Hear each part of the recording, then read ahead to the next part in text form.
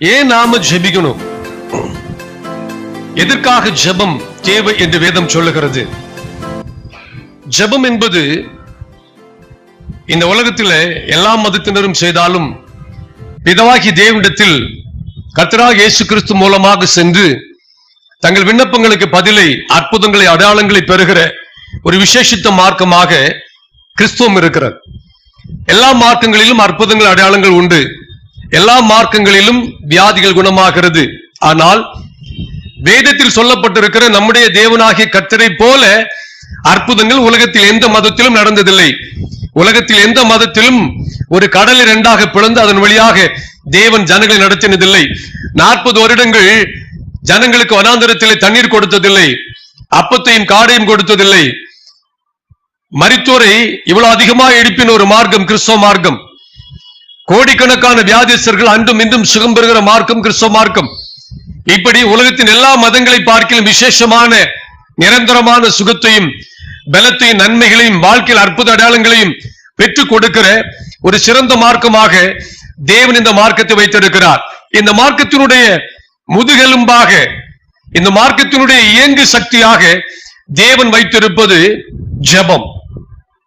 ஹல்லேலூயா, ஹல்லேலூயா, ஹல்லேலூயா, ஹல்லேலூயா.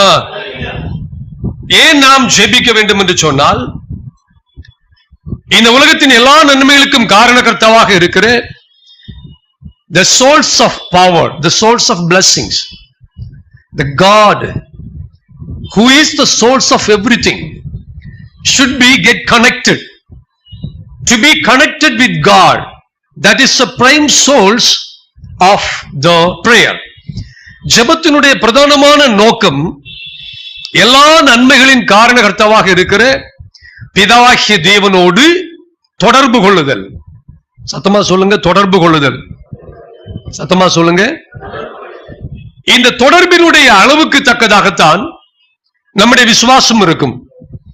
இந்த தொடர்பினுடைய அளவுக்கு தக்கதாகத்தான் தேவனுக்கும் நமக்கும் இடையில் இருக்கிற ஐக்கியம் உண்டாயிருக்கும். இந்த ஐக்கியத்தின் அளவுக்கு தக்கதாகத்தான் நம்முடைய ஜெபங்களுக்கு பதில் கிடைக்கும் ஒழிய, நாம் நன்றாக ஜெபிக்க தெரிந்தவர்களாக இருந்தாலும் நம்முடைய ஒரு எமர்ஜென்சியான ஒரு காரியத்திலே, ஒரு அவசர காலத்திலே, ஒரு நிர்பந்தத்திலே நாம சடிதியாய் ஜெபித்த உடனே நமக்கு பதில் வருகிறதில்லை. கோடிக்கணக்கான கிறிஸ்தவர்கள் தங்கள் தேவைகளுக்காக சடிதியாய் ஜெபிக்கிறார்கள், உடனடியாக தேவனை நோக்கி அபயமிடுகிறார்கள். எந்த மதத்திலும் இது நடக்கிறது. ஆனால் ஒரு கிறிஸ்துவனுடைய வாழ்க்கையில ஒரு பிரச்சனை வரும் பொழுது அவர்கள் உடனடியாக இயேசுவே எங்களுக்கு இப்படி செய்யும் என்று கேட்காத கிறிஸ்தவர்கள் இருக்கவே மாட்டார்கள். ஆனால் 99% நாம் பெற்றுக் கொள்கிறதில்லை. ஏன் பெற்றுக் கொள்கிறதில்லை என்று சொன்னால், இந்த நன்மையை நாம் இயற்கையிலிருந்து எடுத்துக் கொள்கிறதில்லை. பிதாவாகிய தேவன் நம்முடைய குமாரனாக இயேசு கிறிஸ்து மூலமாகவும் பரிசுத்த ஆவியின் மூலமாகவும் அதை நமக்கு கொடுக்கிறார். Jesus and the Holy Spirit are the agents of God to bring all sorts of blessings and healing and deliverance into our body, into our life. இப்படி இருக்கும் பொழுது அந்த பிதாவாகிய தேவனிடத்தில் எவ்வளவு தூரமாய் நாம ஜெபத்தின் மூலமாய் ஐக்கியமாய் இருக்கிறோமோ அவ்வளவு தூரத்திற்கு நம்முடைய ஜெபத்திற்கு நாம் தேவனிடத்திலிருந்து பதிலை பெற முடியும். ஆகினால்தான் அதிகமாக எல்லாருமே தங்கள் சோதனைகளில, வேதனைகளிலே ஜெபிக்கிறவர்களை தேடுகிறார்கள். ஜெபிக்கிற ஒரு நபரிடத்திலே அவர்கள் தங்கள் காரியங்களை சொல்லுகிறார்கள். ஏனென்றால் அவர் நன்றாய் ஜெபிப்பவர், அவர் தேவனோடு மிகவும் ஐக்கியமாக இருக்கிறவர், அவர் எப்போதும் தேவனை தரிசிக்கிறவர், தேவனிடத்தில் தன் ஜெபத்தை சொல்லுகிறவர். ஆனபடியால் இவர் சொன்னால் தேவன் கேட்பார் என்கிற விசுவாசம் நமக்கு உண்டாக காரணம் என்னவென்று சொன்னால், இப்பொழுது நான் சொன்ன இந்த பிரமாணம் தான். தேவனோடு அதிகமாய் ஐக்கியம் கொள்கிறவர்கள் தேவன் மேல் அதிகமாய் விசுவாசத்தை வைக்கிறார்கள். இவர்கள் தேவனிடத்தில் இருந்து அதிகமான ஜெபத்திற்கு பதிலை வேகமாய் பெற்றுக் கொள்கிறார்கள். 2 கொரிந்தியர் 13ஆம் அதிகாரம் அதனுடைய 14ஆம் வசனத்தை வாசிக்கும் பொழுது, 2 கொரிந்தியர் 13:14 வாசிக்கும் பொழுது, the grace of the Lord Jesus Christ and the love of God, the communion of the Holy Ghost be with you all, amen என்று சொல்லி அப்போஸ்தலனாகிய பவுல் அதை முடிக்கிறார். கர்த்தராகிய இயேசு கிறிஸ்துவுடைய கிருபையும் தேவனுடைய அன்பும் பரிசுத்த ஆவியுடைய ஐக்கியமும் உங்கள் அனைவரோடும் கூட இருப்பதாக ஆமென் என்று முடிக்கிறார். கர்த்தராகிய இயேசு கிறிஸ்துவுடைய கிருபை இந்த உலகத்திலே வாழும் பொழுது நமக்கு தேவை. கிருபையினால் வாழுகிறோம், கிருபையினால் ரட்சிக்கப்பட்டோம், கிருபையினால் நித்திய ஜீவனை பெறுகிறோம், கிருபையினால் சுகத்தை பெறுகிறோம், கிருபையினால் பணத்தை பெறுகிறோம், கிருபையினால் நன்மை பெறுகிறோம், கிருபையினால் வழிநடத்தலை பெறுகிறோம், கிருபையினால் எல்லா நன்மைகளையும் பெறுகிறோம். அல்லேலூயா. நல்ல மனைவியை பெறுவதும் தேவ கிருபை என்றுதான் வேதம் சொல்லுகிறது. நல்ல புருஷனை பெறுவதும் தேவ கிருபை, நல்ல ஒரு சபையை பெறுவது தேவ கிருபை, நல்ல ஒரு ஊழியக்காரனை பெறுவது தேவ கிருபை, நல்ல பிள்ளைகளை பெறுவது தேவ கிருபை. வாழ்க்கையில நன்மையாய் வருகிற எல்லாமே கர்த்தராகிய இயேசு கிறிஸ்துவினுடைய கிருபையின் மூலமாய் வருகிறபடியினால் வேதத்தில் எல்லா இடங்களிலும், பழைய ஏற்பாட்டிலும் புதிய ஏற்பாட்டிலும், விசேஷமாய் அப்போஸ்தலனாகிய பவுலுடைய நிருபங்கள் எல்லாம் எல்லா இடங்களிலும் அதிகமாய் நம்முடைய கர்த்தராகிய இயேசு கிறிஸ்துவினுடைய கிருபையும் தேவனுடைய அன்பும் எப்போதும் உங்களோடு இருப்பதாக என்று அவர் சொல்லி இருக்கிறார். இன்னும் அநேக இடங்களிலே தேவனுடைய சமாதானமும் தேவனுடைய அன்பும் கர்த்தராகிய இயேசு கிறிஸ்துவினுடைய கிருபையும் உங்களோடு இருப்பதாக என்று மறுபடியும் சொல்லுகிறார். ஏனென்றால் கிருபை நம்மை காக்கிறது. கிருபைக்குள்ளாக நாம் பொதியப்பட்டு இருக்கிறோம். கிருபைக்கும் கர்ப்பத்திற்கும் ஒரே வார்த்தை. எபிரேய பாஷையிலே ஒரு குழந்தை தாயின் கர்ப்பத்திலே சேஃப்டியாக இருக்கிறது. ஒரு மனுஷன் கிருபைக்குள்ளாக பாதுகாப்பாக இருக்கிறார். ஆகையால் கர்த்தராகிய இயேசு கிறிஸ்துவினுடைய கிருபையை நாம் எப்போது பெற வேண்டும் என்று வேதம் சொல்லுகிறது. அல்லேலூயா. இந்த கிருபை கர்த்தராகிய இயேசு கிறிஸ்துவோடு நாம் கொள்ளுகிற ஐக்கியத்தின் மூலமாக வருகிறது. எவ்வளவு தூரமாய் இயேசுவோடு ஐக்கியமாக இருக்கிறோமோ அவ்வளவு தூரத்திற்கு அவரிலிருந்து நமக்கு கிருபை வருகிறது. Get connected to Jesus. இயேசுவோடு கனெக்ட் பண்ணுகிறோம். ஒவ்வொரு முறையும் இயேசுவே என்று கூப்பிட்டு ஜெபிக்க தொடங்கும் பொழுது இயேசுவோடு நாம் கனெக்ட் ஆகிறோம். மற்ற நேரங்களிலே உலக காரியங்களிலே நாம் ஈடுபட்டு இருக்கிறோம். நம்முடைய இருதயம் பலவித காரியங்களில் ஈடுபட்டு இருக்கிறது. மார்த்தாவை போல நாம் ஜெபத்தின் மூலமாக இயேசுவோடு தொடர்பு கொள்ளுகிறோம், பிதாவோடு தொடர்பு கொள்ளுகிறோம், பரிசுத்த ஆவியோடு தொடர்பு கொள்ளுகிறோம்.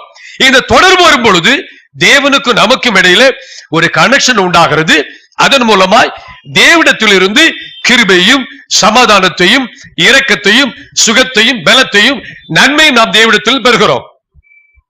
And the love of God. தேவனுடைய அன்பு நமக்கு தேவை. தேவனுடைய அன்பை ஜெபத்தின் மூலமாக பெறுகிறோம். தேவனிடத்தில் அன்பு கூறுகிறவன் அவருடைய சமூகத்திலே போவான்.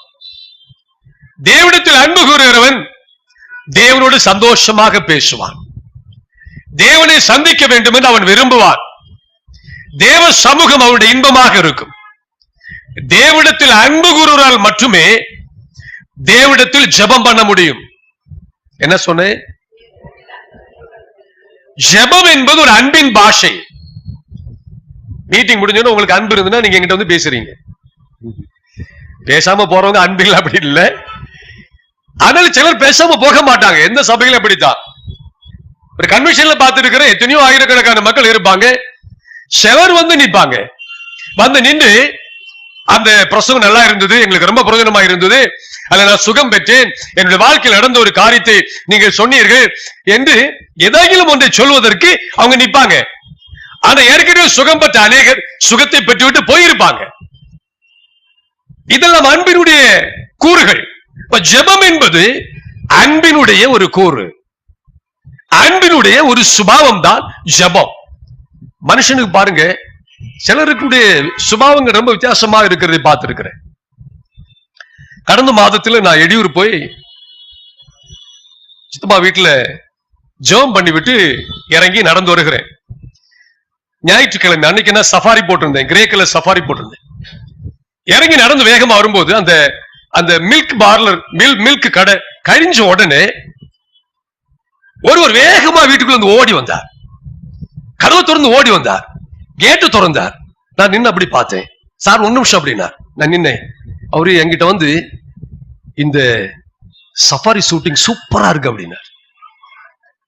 ரொம்ப அழகா இருக்கு, அம்சமா இருக்கு அப்படின்னார். நான் சத்தம் போட்டு சிரிச்சுட்டேன். சிரிட்டு ஓகே தேங்க்யூ சார் அப்படின்னு சொல்லிட்டு போனேன். பாருங்க, எத்தனையோ வீட்டுல 2 பேர் பார்த்திருப்பாங்க. ஆனா அவங்க எல்லாம் என்ன செய்யல, வந்து சொல்லல. ஆனா ஒரு மனுஷனுக்கு அதை பார்த்த உடனே சொல்லணுங்கிற ஒரு வாஞ்சி வருது பாத்தீங்களா? there is something special with that man.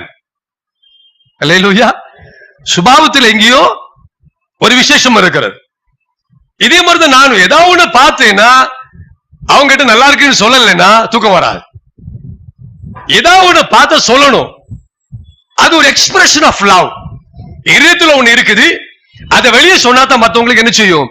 தெரியும். அதே போல தேவன் மேல நமக்கு அன்பு இருந்தா அந்த அன்பு அடக்க முடியாது. பிதாவாகிய தேவனுடைய அன்பு அடக்க முடியாம தான் நமக்காக இயேசு கிறிஸ்து உலகத்திலே அனுப்பினார். Jesus Christ is the expression of the love of the Father. இயேசு கிறிஸ்து பிதாவாகிய தேவனுடைய அன்பின் வெளிப்பாடு. அல்லேலூயா. தேவன் தம்முடைய ஒரே பேரான குமாரனை விசுவாசிக்கிறவன் எவனோ அவன் கெட்டு போகாமல் நித்திய ஜீவன் அடையும்படிக்கு அவரை தந்தருளி இவ்வளவாய் உலகத்தில் அன்பு கொண்டார். பாருங்க, நம்ம கெட்டு போகாமல் இருப்பதற்கு அவருடைய குமாரனை தேவன் நம்மேல் அன்பு வைத்தபடியினால் தந்தார். So Jesus Christ is the expression of the love of the Father. Salvation is the expression of the love of the Father. Healing is the expression of the love of the Father. A good education, a good life, a good wife, whatever God is giving to you is God's pleasant desire, an expression of love towards somebody. தேவனுடைய அன்பை அடக்க முடியாமல் அவர் ஒருவனுக்கு ஒன்றை செய்கிறதை தான் நாம கிருபை என்று சொல்லுகிறோம். அல்லேலூயா. அப்ப தேவனுடைய அன்பு நமக்கு அதிகமாய் தேவைப்படுகிறது. அந்த தேவ அன்பை தேவன் பரிசுத்தாவின் மூலமாக நம்முடைய உள்ளங்களில் வைத்திருக்கிறார், பகிர்ந்து அளித்திருக்கிறார் என்று வேதம் சொல்லுகிறது. அப்ப தேவனிடத்தில் நாம் செல்வதற்கு, தேவனோடு ஜெபிப்பதற்கு, அவரோட கம்யூனியன், ஃபெலோஷிப், கம்யூனிகேஷன் பண்ணுவதற்கு ஏற்கனவே தேவன் தம்முடைய அன்பை நமக்கு காண்பித்திருக்கிறார். அல்லேலூயா. நம்மிடத்தில் அன்பு பாராட்டாத ஒரு இடத்திலே நாம் அன்பு பாராட்டுவது கஷ்டம். ஆனால் தேவன் தம்முடைய அன்பை நமக்கு வெளிப்படுத்தினபடியினால் அந்த அன்பை ருசித்தவர்கள் எந்த உதவியும் இல்லாமல் அந்த அன்புக்காக அவரிடத்தில் நன்றி செலுத்தும்படிக்கு, பிதாவை தரிசிக்கும்படிக்கு, பிதாவோடு தன் இதயத்தில் இருக்கிற அன்பை சொல்வதற்காகத்தான் ஜெபிக்க தொடங்கினோம். நான் அப்படிதான் ஜெபிக்க தொடங்கினேன். என் வாழ்க்கையில் எத்தனையோ வருஷங்கள் ஆண்டோடத்துல எதுவுமே கேட்டதில்லை. எத்தனையோ வருஷங்கள் திருமணம் வர நான் ஏற்கனவே இந்த உலகத்துக்குரிய ஒன்றையுமே ஆண்டோடு கேட்கவே இல்லை. ஒரு சுகத்தையோ ஒன்றையுமே கேட்கல, பணத்தை கேட்கல, ஒன்றையுமே கேட்டதில்லை. ஆண்டோ சமூகத்தில் போகிறதெல்லாம் அவர் என்னை பாவத்தில் இருந்தும் அக்கிரமத்தில் இருந்தும் பொல்லாத வாழ்க்கையில் இருந்தும் ரட்சித்து இந்த மகிமையான ரட்சிப்பை தந்த அன்பை செலுத்துவதற்காகத்தான் அவர் சமூகத்தில் போய் உட்கார்ந்து டைம் பாஸ் பண்ணிட்டு இருந்த ஆண்டவரோட. அல்லேலூயா. அப்ப ஜெபம் என்பது the expression of your love towards your Father and the communion of the Holy Ghost be with you. Communion என்கிற வார்த்தை கிரேக்க பதத்திலே கொய்னோனியோ என்று எழுதப்பட்டிருக்கிறது. இந்த வார்த்தை பல இடங்களில் ஃபெலோஷிப், கம்யூனிகேஷன் அண்ட் டிஸ்ட்ரிபியூஷன். இந்த டிஸ்ட்ரிபியூஷன் என்பது ரொம்ப முக்கியம். Communion is a word used in different parts of the Bible as fellowship with God, fellowship with Holy Spirit. எப்படி நாம பிதாவாகிய தேவனோடு ஐக்கியம் கொள்ள முடியும்? பிதா பரலோகத்தில் இருக்கிறார், இயேசு அவருடைய வலது பார்சத்தில் இருக்கிறார், பரிசுத்த ஆவியானவர் நம்மோடும் நமக்குள்ளும் இருக்கிறார். இப்ப நம்மோடும் நமக்குள்ளும் இருக்கிற இந்த பரிசுத்த ஆவியானவரோடு எவ்வளவு அதிகமாய் நாம் உறவாடுகிறோமோ அவ்வளவு தூரமாக ஆவியானவர் இயேசுவிடத்திலும் பிதாவிடத்திலும் சொல்லுகிற அந்த உணர்வை, அன்பை, மார்க்கத்தை உருவாக்கி தருகிறார். அல்லேலூயா, அல்லேலூயா, அல்லேலூயா. அதனால தான் பரிசுத்த ஆவியை பெற்றவர்கள் பல மணி நேரங்கள் ஜெபிக்கிறார்கள். அதனால தான் பரிசுத்த ஆவியை பெற்றவர்கள் பல நாட்கள் உபவாசம் இருக்கிறார்கள். திருப்பத்தூரில 21 நாள் உபவாசம் வருடத்திற்கு பலமுறை நடக்கிறது. தேனியில பல நாள் உபவாசம் நடக்கிறது. எங்கு பார்த்தாலும் உபவாசிக்கிற ஜனங்கள் அதிகமாய் பரிசுத்த ஆவியை பெற்றோர்களாக இருக்கிறார்கள். ஏனென்றால் the communion of the Holy Spirit, பரிசுத்த ஆவியோடு உள்ள ஐக்கியம் நம்மை இயேசுவோடும் பிதாவோடும் அதிகமாய் ஐக்கியம் கொள்ளும்படி நம்மை உந்தி தள்ளுகிற வேலையைத்தான் பரிசுத்த ஆவியானவர் செய்து கொண்டே இருக்கிறார். ஆகியால் நம்முடைய கர்த்தராகிய இயேசு கிறிஸ்துவின் கிருபையும் பிதாவாகிய தேவனுடைய அன்பும் பரிசுத்த ஆவியுடைய ஐக்கியமும் சதா காலங்களில் நாம் அனைவரோடும் கூட இருப்பதாக. இந்த ஐக்கியத்திலே பண்ணுகிறதுக்கு பேருதான் ஜெபம். முதல்ல பரிசுத்த ஆவியோடு ஜெபத்தில பேசணும், இயேசுவோடு ஜெபத்தில பேசணும், பிதாவோடு பேசணும். உங்க இதயத்தில் இருப்பதை கேட்பதற்கு தேவன் மிக வாஞ்சியாக இருக்கிறார். அப்போஸ்தலர் 4:2-42 வசனத்தை வாசிக்கும் பொழுது, and they continue steadfastly in the apostles' doctrine and fellowship and in breaking of bread and in prayers.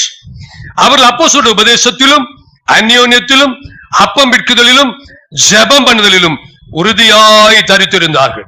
உபதேசம், fellowship, communion, prayer, 4 காரியங்களிலே அதிக முக்கியத்துவம் செலுத்தினார்கள். உறுதியாய் தரித்திருந்தார்கள். அல்லேலூயா. இவைகள் எதுக்கு என்று சொன்னால், இன்னும் தேவனோடு நம்மை தொடர்பு படுத்துவதற்காக. மலையாளத்தில் சொன்னால் தேவனோடு பரிச்சயம் உண்டாவதற்காக. ஃபெமிலியர் ஃபேஸ், நமக்கு ஒருத்தர் நன்றாக தெரியும், ஃபெமிலியர் ஃபேஸ். இன்னொருவோடு நமக்கு பரிச்சயம் இல்லை, அவங்களை புதுசாக பார்க்கிறோம், நாம் அவருடன் எதுவும் கேட்க மாட்டோம். உங்களுக்கு ஒரு கடன் தேவைப்பட்டால் யார்கிட்ட கேட்பீங்க? விஜயகுமார் பிரதருக்கு ஒரு கடன் தேவைப்பட்டா அவரு முதல்ல யார்கிட்ட போவான்னு எனக்கு நல்லா தெரியும். முதல்ல அவரு ஒரே ஒரு வீட்டுக்கு தான் போவாரு, வேற எங்கேயும் போக மாட்டார். ஏன் அப்படின்னா, அவங்களுக்குள்ள ஃபெலோஷிப் நல்லா இருக்குது, கம்யூனியன் நல்லா இருக்குது, ஐக்கியம் நல்லா இருக்குது, உறவு நல்லா இருக்குது, அன்பு நல்லா இருக்குது. இது வருஷத்துல ஒரு நாள் இவரு போய் அவரை சந்திச்சுட்டு வந்துகிட்டு 50,000 ரூபாய் கடன் கேட்ட வராது. அடிக்கடி அடிக்கடி அடிக்கடி டைம் கிடைக்கும் போதெல்லாம் போய் சந்திக்கும் பொழுது அந்த ஐக்கியம், அந்த ஃபெலோஷிப் ரொம்ப உறவா இருந்து நல்ல பரிச்சயமான ஃபேஸ், ரொம்ப பரிச்சயமான ஒரு நபர் என்று வரும் பொழுது ஒரு கடன் கேட்கலாம், ஒரு எமர்ஜென்சிக்கு கூப்பிட்டு சொன்ன உடனே ஓடி வருவாங்க. இன்னொரு காரியத்திற்கு அழைக்கும் பொழுது முகம் கோணாம எந்த ராத்திரியிலும் ஓடி போவதற்கு என்ன காரணம் என்று சொன்னால் பரிச்சயம். அல்லேலூயா, அல்லேலூயா. இதற்காகத்தான், தேவனோடு ஐக்கியம் கொள்வதற்காகத்தான் பரிசுத்தவான்கள் தங்கள் வாழ்க்கையை அர்ப்பணித்து தேவனோடு ஜெபத்தில் ஐக்கியம் கொண்டு கொண்டே இருந்தார்கள். 1 யோவான் 1:3 வாசிக்கும் பொழுது, and that which we have seen and heard declare we unto you, that you also may have fellowship with us, and truly our fellowship is with the Father and with His Son Jesus Christ. நீங்களும் எங்களோட ஐக்கியமுள்ளவர்களாகும்படி நாங்கள் கண்டும் கேட்டும் இருக்கிறது உங்களுக்கு அறிவிக்கிறோம். எங்களுடைய ஐக்கியம் பிதாவோடும் அவருடைய குமாரனாகிய இயேசு கிறிஸ்துவோடும் இருக்கிறது. அப்போஸ்தலர் சொல்லுகிறார்கள், எங்களுடைய ஐக்கியம் பிதாவோடும் அவருடைய குமாரனாகிய இயேசு கிறிஸ்துவோடும் இருக்கிறது. அல்லேலூயா. உலகத்தோட அல்ல, உலகத்தோட அல்ல, உலகத்தின் கைகளோட அல்ல. ஆனபடினால் பேதுரு சபைக்கு சொல்லும்போது எப்படி சொல்லுகிறார்? நாங்கள் பந்தி விசாரிக்கிறதிலும் மற்றுள்ள எந்த காரியங்களிலும் நாங்கள் வரமாட்டோம், நாங்கள் ஜெபத்திலும் வேத வசனத்திலும் உறுதியாய் தரித்திருப்போம். அல்லேலூயா, அல்லேலூயா. என்ன, அதுதான் முக்கியம். எல்லா காரியங்களிலும் ஊழியக்காரங்க வந்து இடப்பட மாட்டாங்க. ஜெபத்திலும் வேத வசனத்திலும் உறுதியாய் தரித்திருப்போம். பாதி அப்போஸ்தல சபை ஜெபத்திலும் வேத வசனத்திலும் உறுதியாய் தரித்திருந்தாங்க. ஆனபடியால் அற்புதங்களும் அடையாளம் நடந்தது. சுவிசேஷம் எங்கு பிரசங்கிக்கப்பட்டது, அவருடைய வார்த்தையில ஜீவன் இருந்தது. அது ஜனங்களை குணமாக்கினது, அது ஜனங்களுடைய வாழ்க்கையை மாற்றினது. இப்படிப்பட்ட கிரியைகள் அவர்களுக்குள் இருந்து வெளியே வர காரணம் ஜெபத்திலும் வேத வசனத்திலும் உறுதியாய் தரித்திருக்கிறபடியால் வசனமும் தேவன்தான். அல்லேலூயா. ஜெபம் தேவனோடு, இந்த ரெண்டும் சேர்ந்து அவர்களை ஒரு வித்தியாசமான அனல் உள்ளவர்களாக மாற்றி வைத்திருக்கிறபடியால் இவர்களுடைய ஐக்கியம் பிதாவோடும் இயேசுவோடும் இருந்தது. ஆகையால் உங்கள் ஐக்கியம் எங்களோடும் இருக்க வேண்டும் என்று அப்போஸ்தலர் சொல்லுகிறார். அல்லேலூயா. பிதாவோடும் குமாரனோடும் அப்போஸ்தலரோடும் பரிசுத்தவான்களோடும் ஐக்கியம் இருந்தது என்று வேதத்திலே சொல்லுகிறார். அல்லேலூயா. சோ பைபிள் முழுவதும் புதிய ஏற்பாட்டிலே பிதாவோடும் குமாரனோடும் பரிசுத்த ஆவியோடும் ஐக்கியத்திற்காக அழைத்த தேவன் உண்மை உள்ளவர் என்று கொலோசையர்களை பவுல் சொல்லுகிறார், எபேசியர்களை சொல்லுகிறார், தெசலோனிக்கேயர்களை சொல்லுகிறார், 1 யோவானில் சொல்லுகிறார், 2 யோவானில் சொல்லுகிறார், 3 யோவானில் சொல்லுகிறார். பிதாவோடும் இயேசுவோடும் நாம் ஐக்கியம் கொள்வதற்கு நம்மை அழைத்த தேவன் உண்மை உள்ளவர். அல்லேலூயா. சோ நம்முடைய அழைப்பினுடைய பிரதானமான நோக்கம் பிதாவோடும் இயேசுவோடும் பரிசுத்த ஆவியோடும் என்னது? ஐக்கியம். இந்த ஐக்கியம் வரும்பொழுது என்ன வரும்? இந்த ஐக்கியம் வரும்பொழுது என்ன வரும்? முதல்ல தேவனோடு கனெக்ட் ஆகிறோம். இரண்டாவது தேவனோடு ஃபெமிலியர் ஆகிறோம். நம்ம தேவ சமூகத்தில் போகும்போது அவரு என்னப்பா புதுசா இருக்குது, வருஷத்துக்கு ஒரு முறை வர அப்படி சொல்ல மாட்டார். எப்போதும் வேதம் சொல்லுகிறது, அவர்களின் முகத்தை எப்போதும் தரிசிக்கிறார்கள். தேவனுடைய முகத்தை எப்போதும் தரிசிக்கிற அவருடைய பரிசுத்தவான்களாகிய ஊழியக்காரர்களே என்று வேதத்தில் எழுதப்பட்டிருக்கிறது. அவர் தம்முடைய தூதர்களை காற்றிலாகவும் தம்முடைய ஊழியக்காரர்களை அக்கினி ஜுவாலியமாக்கினார். யாரு தேவனுடைய சமூகத்தை அதிகமாக தரிசிக்கிறார்களோ அவர்கள் அக்கினி ஜுவாலியாக மாறுகிற அனுபவம் அங்கே உண்டாகிறது. அல்லேலூயா. ஏன் அக்கினி ஜுவாலியாக மாறணும்? ஏன் அக்கினி ஜுவாலியாக மாறணும்? நம்ம நாட்டில் அந்த காலத்துல கொல்லனுடைய உலைப்பற்றை பாத்திருக்கீங்களா? எத்தனை பேர் கொல்லப்பற்ற பாத்திருக்கீங்க? பாத்திருக்கீங்க? ஏன்னா இந்த காலத்துல உள்ளவங்க தெரியாது, கொல்லப்பட்டறைன்னா தெரியாது. கொல்லப்பட்டறையில இப்படி நிறைய கறிக்கட்டைகள் போட்டு அதுல தீ வைத்து அவன் காத்த புஸ்க் புஸ்க் அடிச்சுட்டே இருப்பான். அதுல ஒரு பெரிய இரும்பு பாலத்தை வைப்பான். அந்த இரும்பு பாலம் என்ன கலர்ல இருக்கும்? இரும்பு பாலம் என்ன கலர்ல இருக்கும்? கருப்பு கலர்ல இருக்கும். அல்லேலூயா.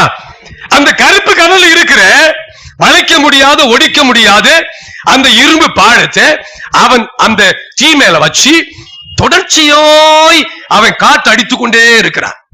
காற்றடிக்க காற்றடிக்க காற்றடிக்க அந்த தீயானது அனல் மூட்டப்பட்டு கருப்பு கலர்ல இருந்த அந்த தீ கங்கல் இப்ப என்ன கலர்ல மாறிடுது? வெள்ளை கலர்ல மாறிடுது. தீ கங்கல் சிவப்பாக மாறி மஞ்சளாக மாறி வெள்ளை கலர்ல மாறி விடுகிறது. இந்த கங்கல் வெள்ளை கலர்ல மாறினாதான் அதுல வைக்கப்படுகிற இரும்பு பாழம் சிவக்க தொடங்கும். You follow me?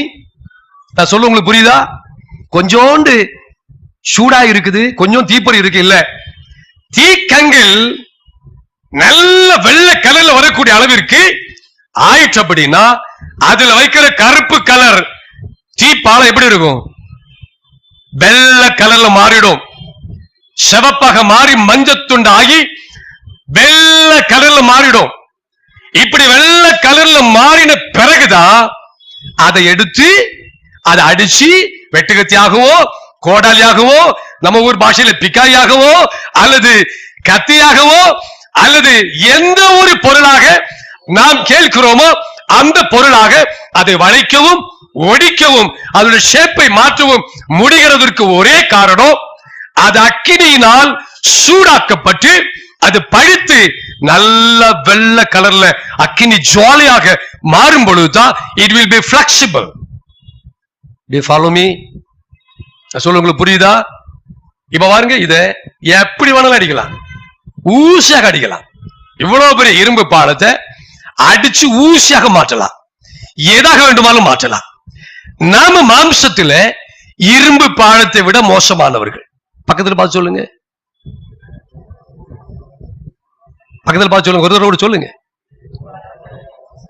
வளைக்கலாம் முடியாது, என்ன வசனம் கேட்டாலும் வளையாது, என்ன பார்த்தாலும் வளையாது.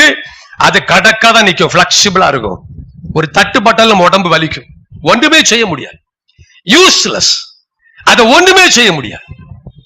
அது தேவன் தமக்குரிய வடிவத்தில் கொண்டு வர வேண்டுமானார், ரட்சிப்பினுடைய கிரியை கொண்டு வர வேண்டுமானார், பரிசுத்த ஆவியுடைய கிரியை கொண்டு வர வேண்டுமானார், தேவனுடைய ராஜ்யத்தினுடைய கிரியை அதற்குள் கொண்டு வர வேண்டுமானால் அக்கினிக்குள்ள போகணும். முதல்ல அக்கினிக்குள்ளாடி போய் நாம் அந்த அக்கினினால் நிரப்பப்பட்டு நல்ல சூடு ஏறி ஏறி ஏறி ஏறி தளலானது அக்கினி பிழம்பாக மாறுகிறது.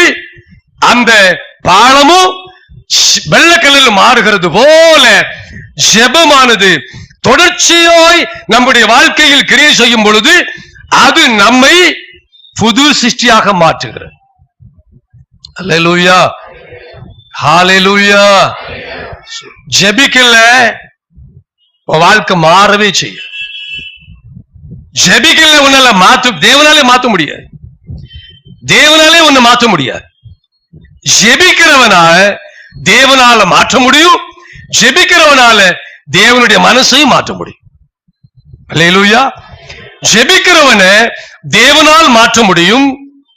ஜெபிக்கிறவன் தேவனையே மாற்ற முடியும்.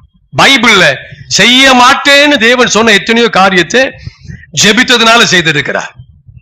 அல்லேலூயா. மாற மாட்டேன் என்று சொன்னதே ஜெபத்தினால மாறி இருக்கிறார். அல்லேலூயா.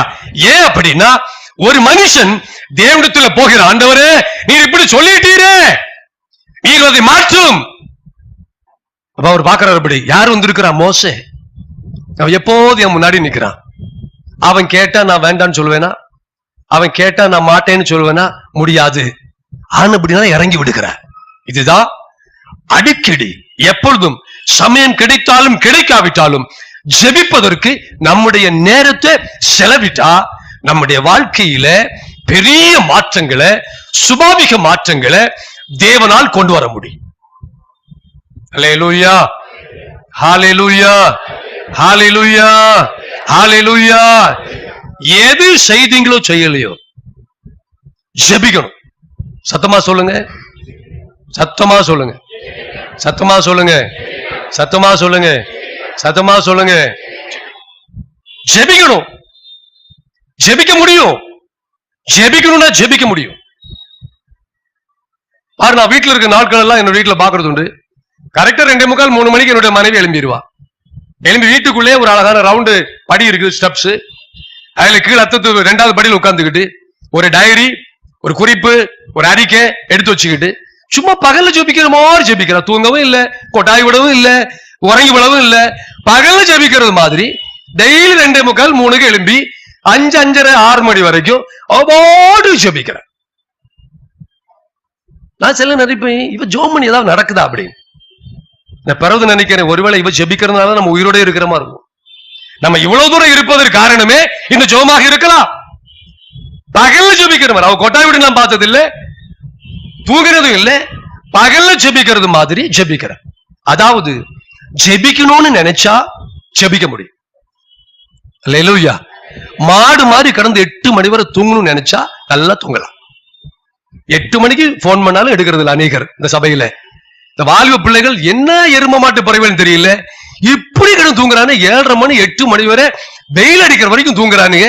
சரி, ஒரு 5 மணிக்கு எழுப்பி ஒரு வாக்கிங் போயிட்டு வந்து கொஞ்ச நேரம் தேவ சமூகத்தில் இருப்ப இல்ல. வாலிப பிள்ளைகள் அப்படித்தான். சிலது கல்யாணமாகி வந்து அதுகளும் 8 மணி வரை கிடந்து தூங்குது. எப்படி இந்த குடும்பத்தை நடத்துறாங்கன்னு தெரியல. அங்க ஆவிக்குரிய வாழ்க்கை இருக்காது, வேற எல்லா ஆவியும் இருக்கும். நிலையில சொல்லுங்க.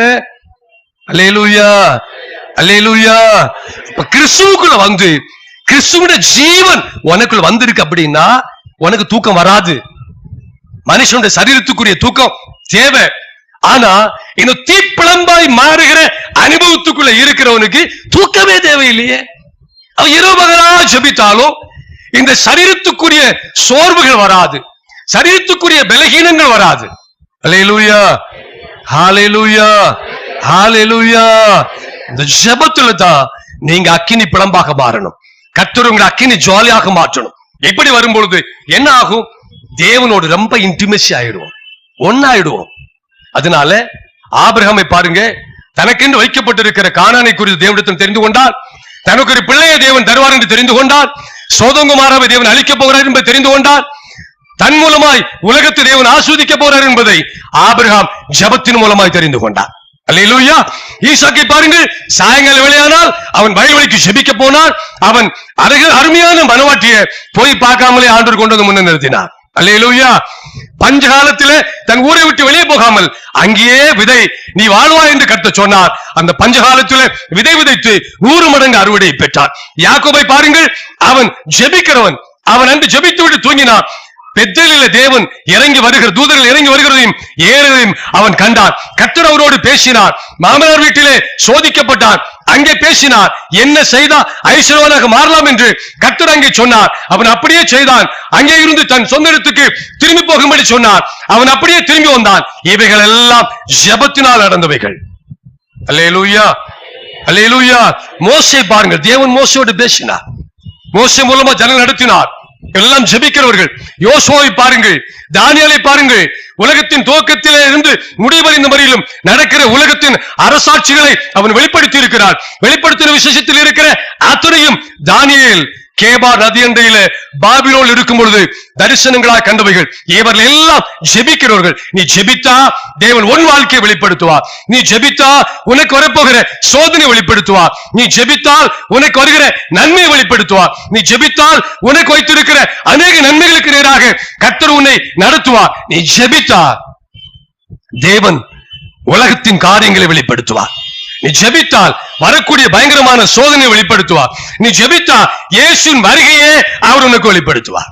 அல்லேலூயா, ஹல்லேலூயா. இப்படி ஒரு ஆவிக்குரிய மனுஷனுடைய உலக வாழ்க்கையும் ஆவிக்குரிய வாழ்க்கையும் ஜெபத்துக்குள் பொதிந்து கிடக்கிறபடியால தான் நாம அதிகமா ஜெபிக்கணும். அல்லேலூயா, ஹல்லேலூயா. இனி ஜெபம் பண்ணுவீங்களா? ஜெபம் பண்ணுவீங்களா? அந்த இரும்பு பாலத்தை மறந்துடாதீங்க, பிரசங்கத்தை மறந்துடுங்க. இரும்பு பாலத்தையும் மறந்துடாதீங்க. கொல்லனுடைய உலைக்களத்தை மறந்துடாதீங்க. தொடர்ந்து காற்று அடிச்சுக்கிட்டே இருங்க. கொஞ்சோண்டு தான் ஜெபிக்க முடியுது, விடாதே. தொடர்ந்து காற்று பம்ப் பண்ணிக்கிட்டே இரு.